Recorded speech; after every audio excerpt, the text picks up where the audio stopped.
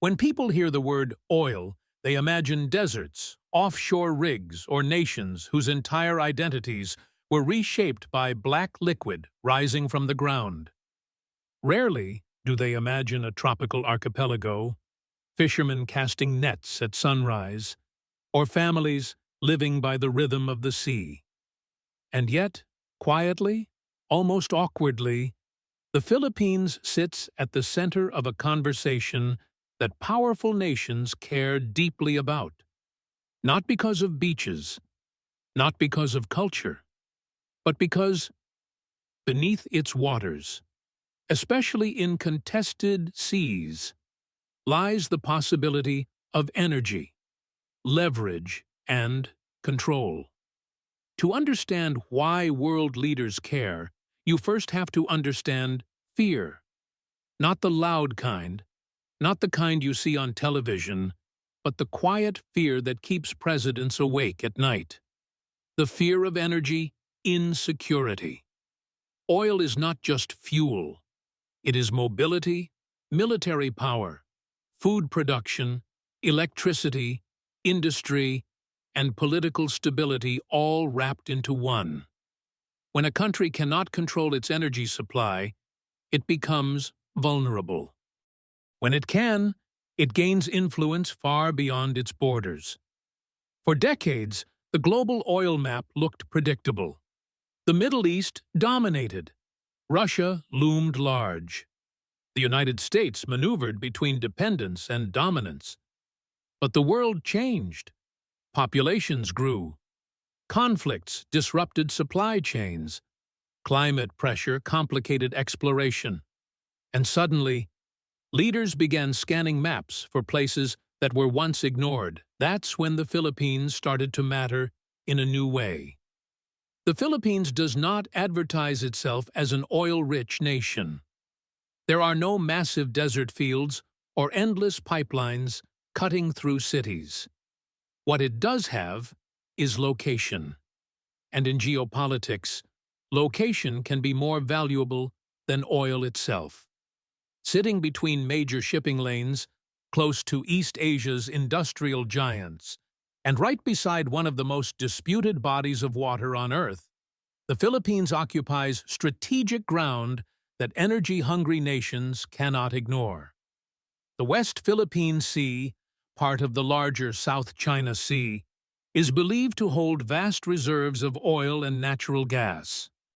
Not all of it proven, not all of it accessible, but enough to make global powers pay attention. Estimates vary, arguments rage, and surveys are contested. But one thing is consistent. The potential is there. And potential alone is often enough to trigger global interest.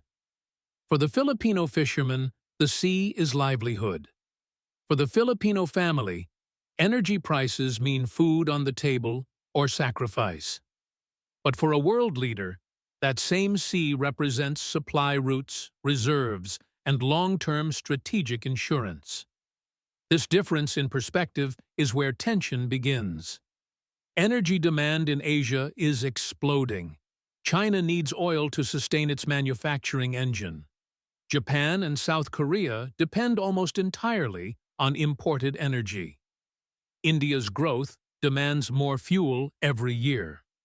Even Western nations, while speaking of renewable futures, know they cannot unplug from oil overnight. The Philippines sits in the middle of all this demand, both geographically and politically. World leaders do not just see oil beneath Philippine waters. They see a country that could become either a partner or a pressure point, a nation whose decisions could tilt balances, open doors, or close them. Oil, in this sense, becomes a test of sovereignty. The Philippines has already tasted what limited energy independence can feel like. The Malampaya gas field once supplied a significant portion of Luzon's electricity. It reduced reliance on imported fuel and gave the country a glimpse of what control could look like. But as Malampaya declined, the old vulnerability returned. Imports rose, prices fluctuated, and the question resurfaced: what if there is more out there? This question is not lost on foreign governments. If the Philippines develops its offshore resources independently, it gains leverage. If it partners with certain nations, alliances deepen. If it is blocked or pressured, other powers gain advantage. Every possible outcome has geopolitical consequences.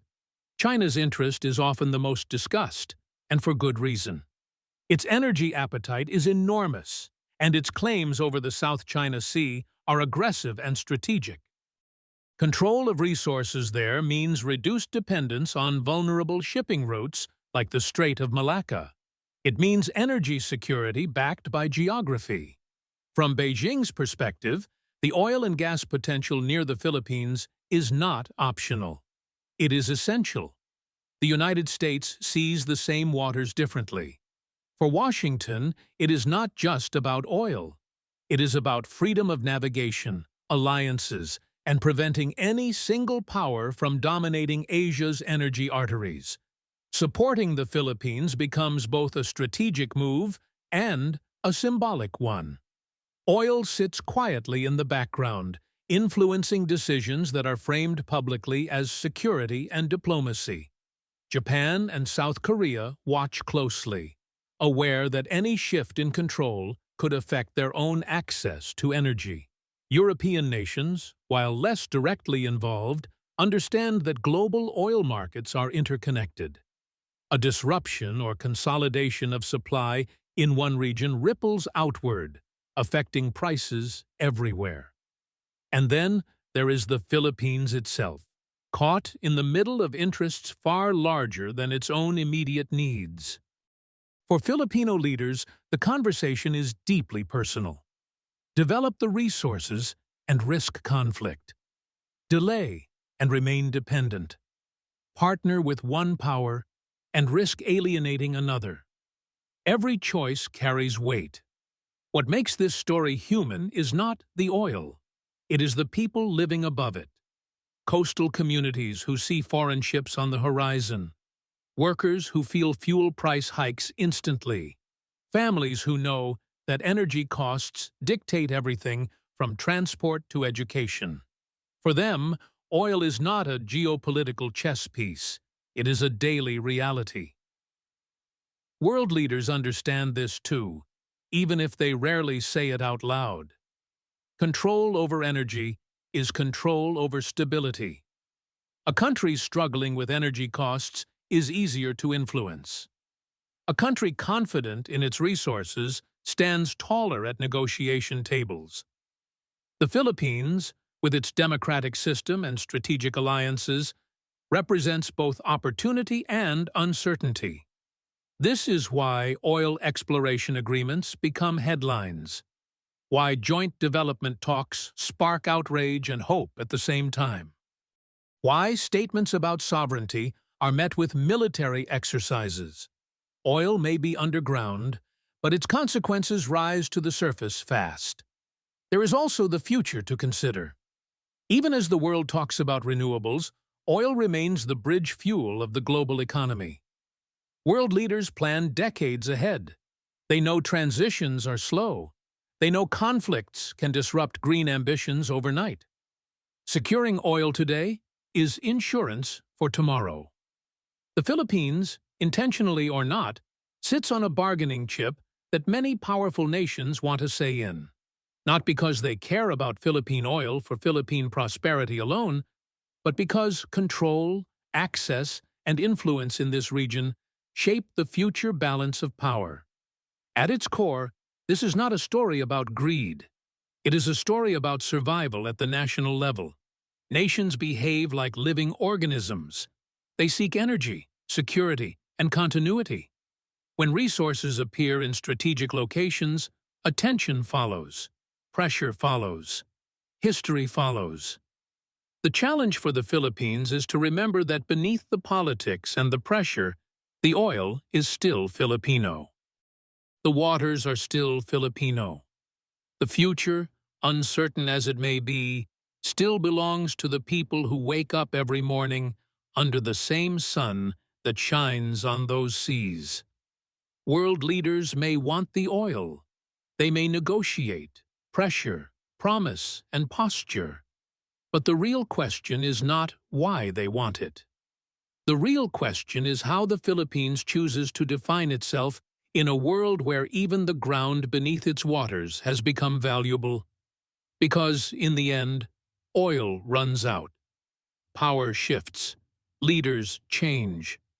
But the consequences of today's decisions will echo through generations of Filipinos who will inherit whatever balance is struck now, quietly, beneath the waves.